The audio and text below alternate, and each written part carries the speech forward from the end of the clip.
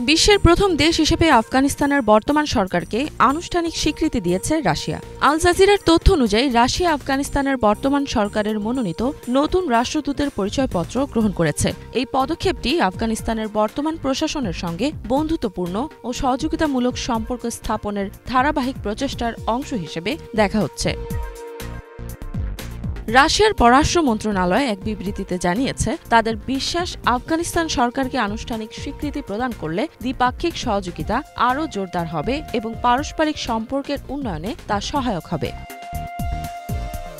আফগান পররাষ্ট্রমন্ত্রী আমির খান মুত্তাকি এই সিদ্ধান্তকে স্বাগত জানিয়েছেন এবং এতে সন্তুষ্টি প্রকাশ করেছেন। তিনি বলেন, এই ধরনের সাহসী পদক্ষেপ অন্যান্য দেশের জন্য অনুকরণীয় হয়ে উঠবে। তিনি আরও বলেন, স্বীকৃতির প্রক্রিয়া ইতোমধ্যেই শুরু হয়েছে এবং রাশিয়া প্রথম দেশ হিসেবে এতে অগ্রণী ভূমিকা রেখেছে। আফগানিস্তানের বর্তমান শাসক গোষ্ঠী 2021 সালের আগস্ট মাসে দেশটির নিয়ন্ত্রণ গ্রহণ করে। সে সময় যুক্তরাষ্ট্র তাদের সেনাবাহিনী আফগানিস্তান থেকে প্রত্যাহার করে নেয়। এর ফলে আন্তর্জাতিকভাবে স্বীকৃত তৎকালীন আফগান সরকার পতনের মুখে পড়ে।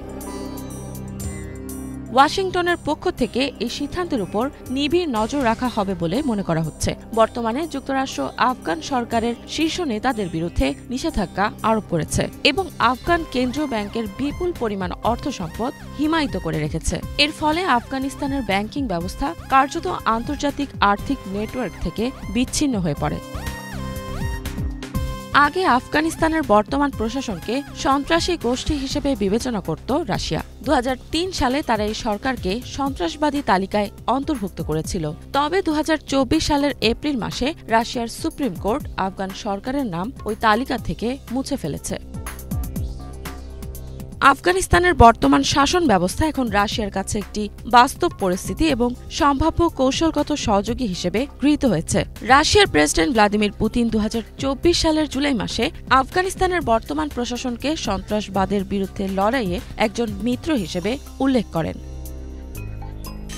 রাশিয়ার পররাষ্ট্রমন্ত্রী সের্গেই লাভরভ মন্তব্য করেন, কাবুলের নতুন সরকার এখন একটি স্বীকৃত বাস্তবতা এবং তাদের উচিত বাস্তবসম্মত নীতি গ্রহণ করা।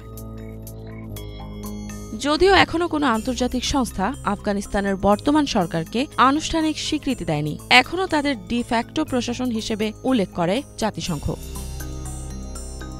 এদিকে রাশিয়ার এই উদ্যোগকে আঞ্চলিক ভূরাজনীতিতে একটি গুরুত্বপূর্ণ মোড় হিসেবে বিবেচনা করা হচ্ছে। এর মাধ্যমে মধ্য এশিয়া ও দক্ষিণ এশিয়ার ক্ষেত্রে তাদের প্রভাব আরও শক্তিশালী হতে পারে।